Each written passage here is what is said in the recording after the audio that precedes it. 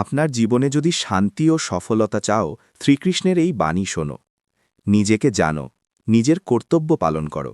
ফলের জন্য আকাঙ্ক্ষা তোমাকে বাঁধতে পারবে না।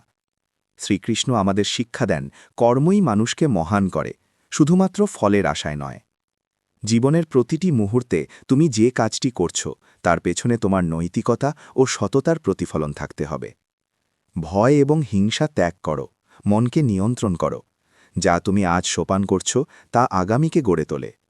যুদ্ধক্ষেত্রের মতো জীবনে ভয় পেলে তুমি কখনোই বিজয়ী হতে পারবে না। নিজের ভয়কে জয় করো, শক্তি পাবে। সত্য ও ধর্মের পথে চলো।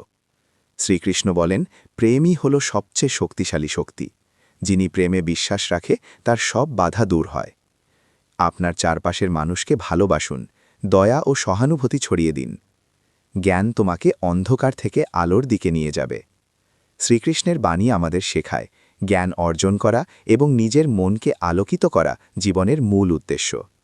কাজ করো, ভালোবাসো, জানো এবং ভয়কে জয় করো। এই হল শ্রীকৃষ্ণের অমূল্য বাণী, যা জীবনের প্রতিটি পথে তোমাকে পথ দেখাবে।